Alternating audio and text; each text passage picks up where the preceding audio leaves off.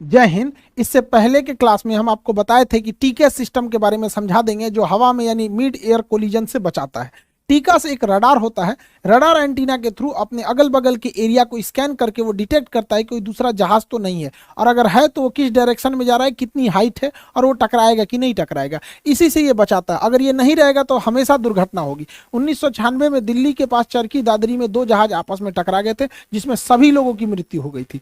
तो ये टीकेएस का फुल फॉर्म क्या होता है? Traffic collision avoidance system, TKS. इसी को हम लोग एकेएस भी कहते हैं। ये क्या होता है? Airborne collision avoidance system, AKS या टीकेएस करते हैं। ये क्या चीज होता है, कैसे काम करता है, समझिए। देखिए, जब दो जहाज आपस में एक पास से गुजरते हैं तो उनके बीच में कम से कम 1000 फीट की दूरी होनी चाहिए। 1000 फीट की दूरी होनी चाहिए।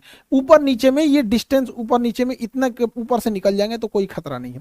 तो ये तो वर्टिकल हो गया। हॉरिजेंटल मतलब अगल बगल में निकलना है तो कितना सेपरेशन रखना है? तो अगर अगल बगल में निकलना है तो 14 किलोमीटर के रेडियस में कोई दूसरी जहाज नहीं आनी चाहिए। यानी 14 किलोमीटर के रेडियस से इसको बचा लीजिए और 14 किलोमीटर के रेडियस से इसको बचा लीजिए। तो ये हॉरिजेंटल भी क्रॉस कर सकते हैं।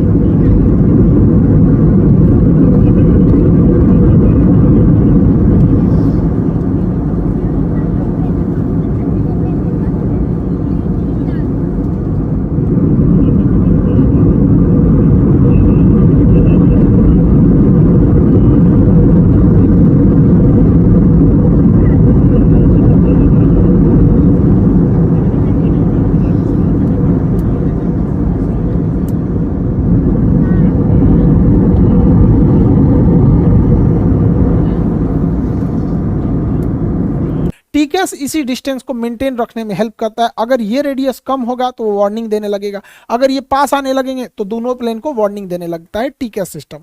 अब ये कैसे काम करता है उसको एक एक करके समझते हैं। टीकेएस का एंटीना जो होता है वो ये एस बैंड वेव को छोड़ता है। TKS antenna S band wave को छोड़ता है। इस पे लिखा होता है डू नॉट पेंट, पेंट नहीं कीजिएगा वरना वेव ही नहीं निकल पाएगा इसको। ये ऊपर नीचे भी स्कैन करता है, इसलिए फ्यूजलार्ज के ऊपर और नीचे दो एंटीना लगाया जाता है। फ्यूजलार्ज जहाज के मेन हिस्सा को फ्यूजलार्ज कहते हैं, जिसमें पायलट और पूरे पैसेंजर बैठे रहते हैं। वो पूरा का पूरा हिस्सा हो गया फ्यूजलार्ज हो गया, और ये विंग्स हो गया, पीछे स्टेबलाइजर हो जाते हैं। पूरे जहाज में यही सिस्टम होता है।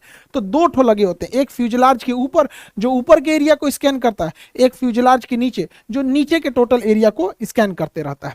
ये अपने अगल बगल यानी हॉरिजेंटली ये 40 नॉटिकल मील के एरिया को स्कैन कर लेता है कि इस एरिया में कोई दूसरी जहाज तो नहीं है, और ऊपर नीचे 10,000 फीट के एरिया को स्कैन कर लेता है कि इस एरिया में कोई जहाज तो नहीं है। अगर रहेगा तो दोनों जहाज एक दूसरे को इन्फॉर्म कर देंगे कि कौन कितने डिस्टेंस पे है, किस डायरेक्शन में जा रहा है, टकराने की तो संभावना नहीं है। अगर हवा में दो जहाज पास आने लगते हैं, लगभग 40 नॉटिकल मील के एरिया में आ जाते हैं, यानी टीकेएस के रेंज में आ जाते हैं, तो टीकेएस में लगा कंप्यूटर ये गणना करता है कि ये दोनों जहाज कहां जाकर टकराएंगे। जिस पॉइंट पर इनके टकराने की संभावना होती है उस पॉइंट को closest point of approach, closest point of approach यानी CPA कहा जाता है। तो क्लोजेस्ट पॉइंट ऑफ अप्रोच से दूर रहना चाहिए, वरना ये वो जगह होता है जहां दोनों की टकराने की संभावना होती है, और कितने मिनट बाद टकरा जाएंगे ये कैलकुलेशन टीकेएस का कंप्यूटर कर देता है, और इसके बाद वो वार्निंग देने लगता है। अगर ये 40 नॉटिकल मील दूर है, इंट्रूडर, दो जहाज आपस में एक दूसरे को इंट्रूडर कहते हैं, इसके लिए ये जहाज इंट्रूडर है और इस जहाज के लिए ये जहाज इंट्रूडर है, यानी आपस में टकरा सकते हैं। अगर डिस्टेंस ज्यादा है कोई दिक्कत नहीं, अगर काफी पास आ गया तो ट्रैफिक एडवाइजरी जारी की जाएगी, ओरल वार्निंग दिया जाएगा कि सावधान रहो दोनों पायलट, और अगर बहुत पास आ जाएगा तो रिवोल्यूशन एडवाइजरी जारी किया जाएगा, यानी एक को कहा जाएगा ऊपर जाओ, दूसरे को कहा जाएगा नीचे जाओ। यानी ट्रैफिक एडवाइजरी और रिवोल्यूशन एडवाइजरी ये दोनों कब होता है? अगर बहुत पास आ गया तो रिजोल्यूशन एडवाइजरी जारी की जाएगी, थोड़ा दूर है तो ट्रैफिक एडवाइजरी जारी की जाएगी। अब इसमें समझते हैं। देखिए, ये ट्रायंगुलर शेप है, ये जहाज है जिसके अंदर ये टीकेएस सिस्टम लगा हुआ है, और ये इसके लिए इंट्रूडर है। इंट्रूडर यहाँ डायमंड शेप में बना है, खोखला है, इसका मतलब ये 40 नॉटिकल मील से दूर है, यानी इससे डरने की कोई जरूरत नहीं है। खोखला डायमंड मतलब 40 नॉटिकल मील से दूर है। यहाँ प्लस साइन का मतलब होता है कि ये जहाज हाइट में भी ऊंचा पे है, दूरी भी है और हाइट भी ऊंचा है, इसलिए इससे घबराने की जरूरत नहीं है। लेकिन भाई उसको किधर जाना है इसको थोड़ी पता है, इसलिए उस पर ध्यान रखना भी जरूरी होता है यहाँ पर। अब देखिए यहाँ पर ये इंट्रूडर जो है, इसका तो जो डायमंड था वो पूरा भर गया, कलर्ड हो गया। कलर्ड हो गया इसका मतलब ये पास आ चुका है और 6 नॉटिकल मील के पास आ चुका है, यानी इससे जुड़ा कुछ ना कुछ तांडव करने वाला, इससे बचने की जरूरत है। और माइनस दिखा रहा है, इसका मतलब पास है लेकिन नीचे है, पास में आ चुका है लेकिन हाइट नीचे है, तो कोई ससुरा कोई ठीक है उठा दिया तो टकरा जाएगा नहीं यहाँ पे, इसलिए इस पे थोड़ा ध्यान रखा जाता है क्योंकि ये काफी पास आ चुका है। यहाँ पे 6 नॉटिकल मील, माइनस साइन ये दिखा रहा है कि वो हमसे नीचे है, हमसे नीचे है। अब अगले देखते हैं, ले ससुराई तो एम्बर कलर का हो गया, यानी ऑरेंज और येलो का मिक्स, तो एम्बर कलर का हो गया। इसका मतलब ये 6 नॉटिकल मील से भी पास आ चुका है। अब इससे बहुत खतरा हो सकता है। ये 6 नॉटिकल मील के पास आ चुका है और इतना पास आ गया है कि अगले 45 सेकंड में ये हमारे पास आ सकता है। 45 सेकंड में हमारे पास आ सकता है।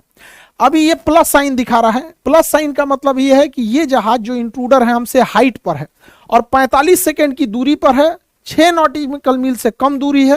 प्लस साइन ये दिखा रहा है कि अभी ये हाइट पे है, लेकिन दिक्कत ये क्या है कि इसमें एक नीचे की ओर तीर बना है, यानी हाइट पर है लेकिन उस ससुरा नीचे की ओर आ रहा है। इसका मतलब कोलिजन की संभावना बढ़ गई और यह कोलिजन 45 सेकंड के अंदर हो सकता है। इस कंडीशन में यहाँ ट्रैफिक लिख के आता है जिसे टीए बोलते हैं और ओरल वार्निंग दिया जाता है कि अब सावधान होइए, कोई ना कोई आपको एक्शन लेना होगा वरना 45 सेकंड के अंदर कोलिजन हो जाएगा। और अगर यही रेड कलर में कन्वर्ट हो गया, रेड कलर मतलब अब एकदम खतरनाक कंडीशन हो गया है। वो 6 नॉटिकल मील से भी एकदम पास आ चुका है और अगले 25 सेकंड में कोलिजन हो जाएगा। 25 सेकंड में कोलिजन हो जाएगा। अब एकदम रेडी रहिए। इस कंडीशन में टीका सिस्टम रेजोल्यूशन एडवाइजरी जारी करेगा, यानी अब आपको वार्न नहीं करेगा, आपको एक्शन लेने के लिए कहेगा। किसी एक को कहेगा ऊपर जाओ और दूसरे को कहेगा नीचे जाओ, एक को ऊपर एक को नीचे जाने को कहेगा। टीका सिस्टम अगर एक को कहता है कि तुम ऊपर जाओ तो ठीक इसी समय इसका टीका सिस्टम इसको कहता है नीचे जाओ। इसमें पायलट को कंफ्यूज होने की जरूरत नहीं रहती है, वरना अगर ऐसे रेडियो में बात करते भाई तू ऊपर जाओ तू नीचे जाओ, सोचा 25 सेकंड टाइम है, दूसरे लड़ा लेगा अपना यहाँ पे। इसलिए डायरेक्ट ये इसको अगर बता दिया कि ऊपर जाओ तो कंफर्म इसका अपोजिट इसको बताएगा नीचे जाओ। जिसको बोलता है ऊपर जाओ उसके ऊपर इस टाइप का शेप बनता है। ये जो नेविगेशन डिस्प्ले है यहाँ पे तो वार्निंग देगा और ये प्राइमरी फ्लाइट डिस्प्ले पीएफडी इस पे जो बताता है इस शेप में बन जाएगा, यानी इसको क्लाइम करना है, इसको क्लाइम करना है। और जिसको नीचे जाना है उसमें इस शेप की आकृति बनेगी, यानी इसे डिसेंट करना है, डिसेंट नीचे जाना है।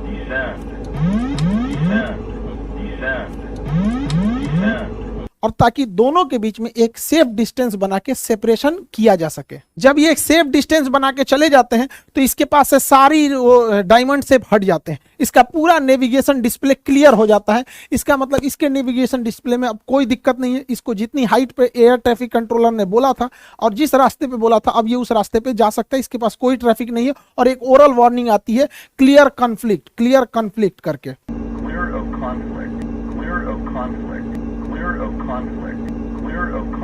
तो टीके दो जहाजों को मिड एयर कोलिजन से बचाता है। बादलों के पीछे कभी कभी पहाड़ छुपे होते हैं, तो बादल के अंदर पायलट घुस जाता है, उसको लगता है कि नहीं हम तो क्रॉस कर जाएंगे, लेकिन पहाड़ पे जाके क्रॉस कहां से करे, लड़ जाएगा। ऐसे पीआईए की जहाज, पाकिस्तानी इंटरनेशनल एयरलाइन की जहाज जब काठमांडू एयरपोर्ट के पास स्टेप डिसेंड कर रही थी तो बादलों के बीच में पहाड़ था, उसी से वो टकरा गई थी।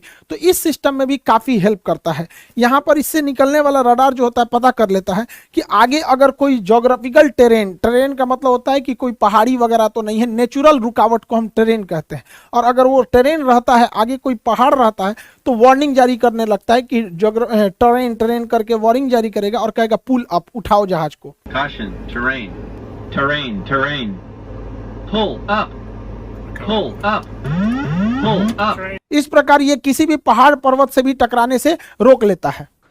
जब टीके सिस्टम नहीं था तो जहाजों में टकराने की संभावना बहुत थी, और ऐसा नहीं है कि पहले जहाज हवा में टकराए नहीं है, बहुत सारे जहाज टकराए, चाहे वो डीएचएल की जहाज हो या सेस्ना हो, पैसेंजर जहाज से टकरा गई, या भारत के चरकी दादरी यानी दिल्ली के पास जहाज टकरा गई।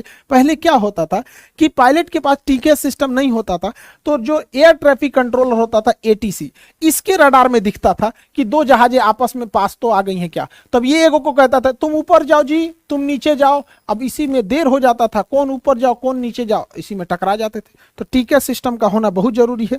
1996 में 12 नवंबर 1996 में दिल्ली के पास चरकी दादरी में दो जहाज टकरा गए, और ये टकराया था कजाक एयरलाइंस के पायलट के बेवकूफी की वजह से। वहां घोंचू था ससुराऊ। देखिए क्या है, दिल्ली एयरपोर्ट से एक जहाज उड़ान भरती है सऊदी एयरलाइंस, और ये उड़ान भरती है दिल्ली एयरपोर्ट से, और इसी समय दिल्ली एयरपोर्ट पे कजाकिस्तान से जहाज लैंड होने के लिए आ रहा होता है। उसका नंबर होता है कजाक एयरलाइन का 1907। तो ये दोनों आ रहे होते हैं। अब इसके लिए एयर ट्रैफिक कंट्रोलर जो था, एयर ट्रैफिक कंट्रोलर यहाँ बैठा होता है, ये सऊदी एयरलाइन से पूछा कि कितने, तुम 14,000 फीट पर बने रहना। तो सऊदी एयरलाइन को कहा कि 14,000 फीट पर बने रहना, तुम्हारे ऊपर से कजाक एयरलाइन जाएगी। तो इसको कह दिया 14,000 पर बनने के लिए, और इसको ये भी बोल दिया कि तुम्हारे ऊपर से कजाक एयरलाइन अभी गुजरेगी। और इससे पूछा, ये air traffic controller Kazakh airline से पूछा कि तुम कितने हाइट पर हो।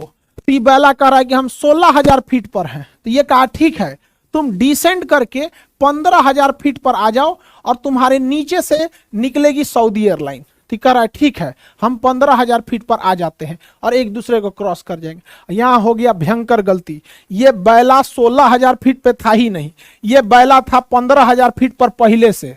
और इसको जब एटीसी ने कहा कि ठीक है तुम 16,000 पे हो तो एक काम करो 15,000 पे चलाओ, तो ये बैला 1,000 फीट घटा दिया। तो ससुरा 16 पे था नहीं, इसको लग रहा था कि 16,000 पे, इसका अंग्रेजी कमजोर था, ट्रांसलेट कर रहा था, डिक्शनरी लेके बैठा था, वही में बतिया रहा था धीरे धीरे करके। तो इस ससुरा 15,000 था, घटा के कर दिया 14,000 फीट। और जैसे 14,000 फीट किया, सऊदी एयरलाइन पहले से उड़ रही थी 14,000 फीट पे, दोनों में भीषण टक्कर हो गया, कोई नहीं बचा, मिड एयर कोलिजन हुआ था। पूरी चरकी दादरी, दिल्ली के पास ही जगह है दादरी, वहां लाश गिर रहे थे सब, किसी के घर पे, मकान पे, किसी का कटा हुआ हाथ, जला हुआ शरीर। इतना बेवकूफी घोंचू पायलट के चक्कर में था। ससुरा 15,000 पे, करा 16,000 पे। तो ऐसी गलती ना हो, अगर टिका सिस्टम रहता तो इसे रोक लेता। एक और गलती हुई थी यहाँ दिल्ली एयरपोर्ट पर। उस समय दिल्ली एयरपोर्ट पर प्राइमरी रडार हुआ करते थे। प्राइमरी रडार इस शेप में होता है और ये केवल जहाज के पोजीशन को बता देता है, यहाँ जहाज है। ये नहीं बता पाता है कि जहाज कितनी हाइट पर है। अगर ये बता देता कि जहाज कितने हाइट पर है तो एयर ट्रैफिक कंट्रोलर को कजाक एयरलाइन से पूछना ही नहीं पड़ता, खुद ही देख सकता था कितने हाइट पर है। लेकिन प्राइमरी रडार केवल जहाज का लोकेशन बता पाता है, ये नहीं बता पाता है कि कितनी हाइट पर है। सेकेंडरी रडार लगाया गया, सेकेंडरी सर्वेलांस रडार, ये भी बता देता है कि जहाज कहाँ है, साथ में ये भी बता देता है कि जहाज की ऊंचाई कितनी है। अगर उस समय दिल्ली एयरपोर्ट पर सेकेंडरी रडार रहता तो एटीसी खुद देख लेता कि सऊदी एयरलाइन 14,000 पे है और कजाक एयरलाइन 15,000 पे है। वो पूछकर बकलोलवा पायलट के भरोसे नहीं बैठता और वो आराम से सेपरेशन करके निकाल सकता था। एक और वहां गलती हुई थी कि टीकेएस सिस्टम नहीं था। टीकास सिस्टम जो रहता तो दोनों पायलट को ऑटोमेटिक बता देता कि भाई तुम ऊपर जाओ, तुम नीचे जाओ, वहां एडवाइजरी जारी कर देता। क्योंकि टीकास जो होता है ना, लास्ट लाइन ऑफ डिफेंस होता है, ये बहुत जरूरी चीज होता है। दोनों को एक साथ मैसेज भेजता है, एक को कहेगा ऊपर तो दूसरे को कहेगा नीचे, अगर इसको कह दिया ऊपर तो इसको कह देगा नीचे। और एक और उस समय था, दिल्ली एयरपोर्ट पे आने और जाने का दोनों रास्ता सेम था। अभी क्या कर दिएगा, अलग अलग कर दिया, उड़ने का रास्ता अलग है, उतरने का रास्ता अलग है। पहले एक ही रास्ते होते थे, अभी अलग अलग किया गया। तो अभी के समय में एविएशन काफी सेफ हो चुका है, टेक्नोलॉजी आ चुकी है, लेकिन पहले इतना सेफ नहीं था। किसी भी जहाज के एक्सीडेंट के बाद इस पे करोड़ों रुपए खर्च के इसका केस स्टडी किया जाता है कि आखिर इसमें ऐसी घटना क्यों हुई थी, और ये काफी जरूरी है ताकि उसी से मिलता जुलता दोबारा घटना ना हो सके और इस परिवहन को सुरक्षित बनाया जा सके। आई होप आप इसे समझ गए होंगे। बाकी ऑनलाइन क्लासेज आपके चल रहे हैं, बीपीएससी का क्लास, यूपीएससी वाला क्लास, फाउंडेशन और बिहार दरोगा बहुत जल्दी आने वाला है। मिलेंगे नेक्स्ट क्लास में। जय हिंद।